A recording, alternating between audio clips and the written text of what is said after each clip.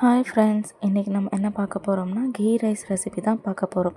First நம்ம இன்றைக்கி நம்ம 1 kg ஆஃப் பாஸ்மதி ரைஸில் பண்ணது பார்க்கலாமா? ஓகே. ஃபர்ஸ்ட் நான் 1 kg ஆஃப் பாஸ்மதி ரைஸ் எடுத்து வாஷ் பண்ணி ஊற வச்சுட்டேன்.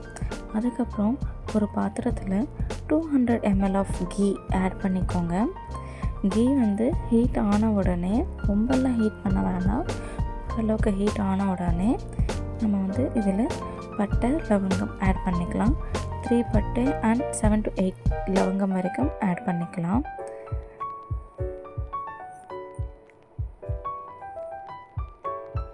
பட்டை லவங்கம் எல்லாம் நல்லா சூடான உடனே ஆனியன் ஃப்ரை பண்ணிக்கலாம்.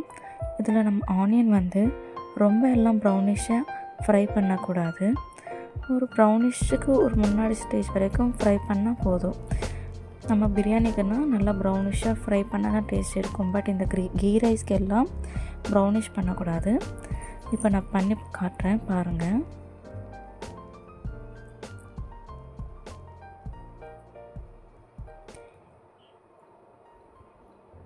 இந்த மாதிரி தான் நீங்களும் ஃப்ரை பண்ணணும்.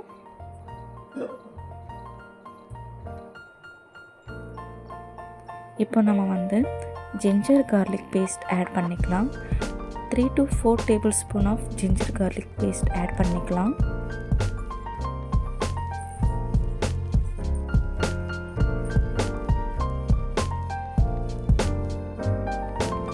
ஜிஞ்சர் கார்லிக் பேஸ்ட் ஆட் பண்ணதுக்கப்புறம் நல்லா ஃப்ரை பண்ணிக்கலாம். அப்போ தான் அதோட ரா ஸ்மெல் போயிடும்.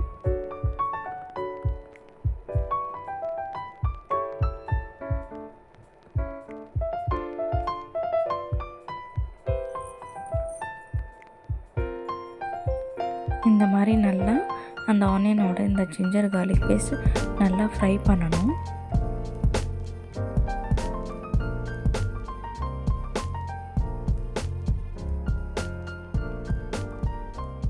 இப்போது நம்ம கொத்தமல்லி அண்ட் க்ரீன் சில்லி பச்சை மிளகாய் ஆட் பண்ணிக்கலாம்.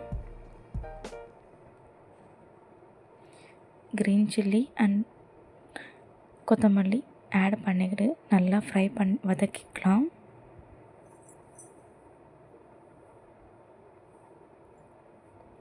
க்ரீன் சில்லி நீங்கள் 7 to 8, உங்கள் பசங்க காரம் சாப்பிட மாட்டாங்கன்னா நீங்கள் ஒரு 5 to 6 போட்டுக்கலாம். இல்லைன்னா உங்களோட விருப்பம் தான் அது. இப்போ நெக்ஸ்ட் புதினா ஆட் பண்ணிவிட்டு நல்லா மிக்ஸ் பண்ணிக்கலாம்.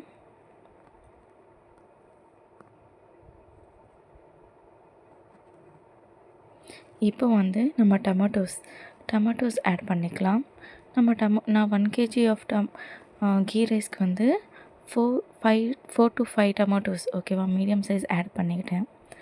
நீங்கள் 4 to 5 நீங்களும் ஆட் பண்ணிக்கலாம். இப்போ சால்ட் டேஸ்ட் உங்களுக்கு ஏற்ற மாதிரி நீங்கள் ஆட் பண்ணிக்கோங்க. நான் 1 kg ஆஃப் ரைஸ்க்கு 2 to 3 tablespoon of salt add பண்ணிக்கிட்டேன். அதுக்கப்புறம் கொஞ்சம் 5 minutes பிளேட் மூடிட்டு வச்சுடுங்க.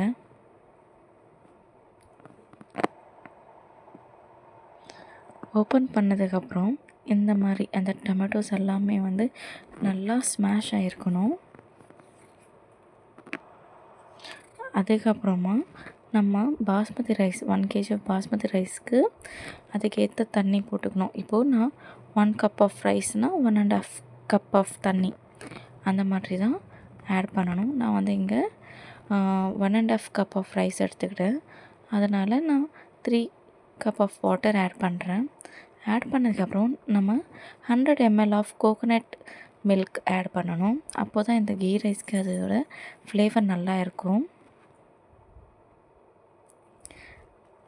நல்லா அந்த தண்ணி நல்லா பாயில் ஆனதுக்கப்புறம் நமக்கு வாஷ் பண்ணி வச்ச அந்த பாஸ்மதி ரைஸை மிக்ஸ் பண்ணிக்கலாம்.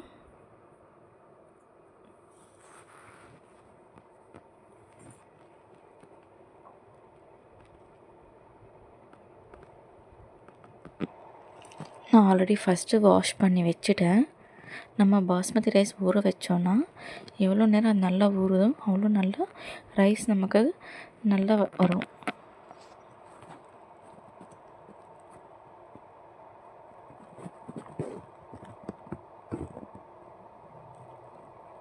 இப்போ நல்லா கலந்து விட்டுடலாம்.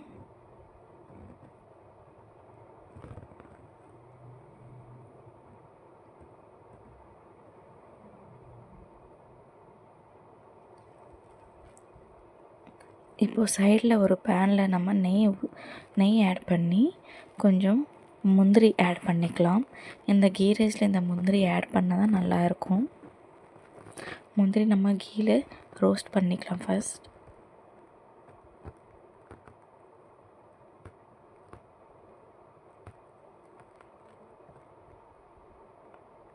இந்த மாதிரி முந்திரி ப்ரௌனிஷாக ரோஸ்ட் பண்ண உடனே எடுத்துக்கலாம் தனியாக.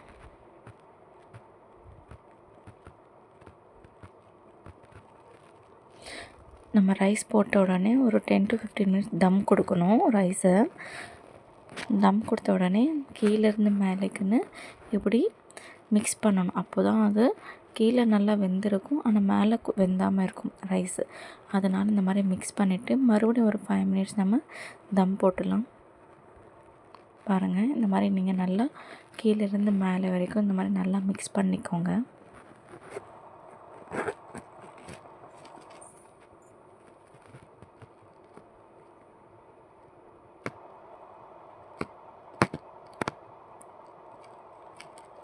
பார்த்திங்களா, நம்ம ரைஸை ஃபஸ்ட்டே நல்லா ஊற வச்சிட்டோம். அதனால் ரைஸும் நல்லா வந்திருக்கு. ரைஸும் நல்லா வெந்துடுச்சு.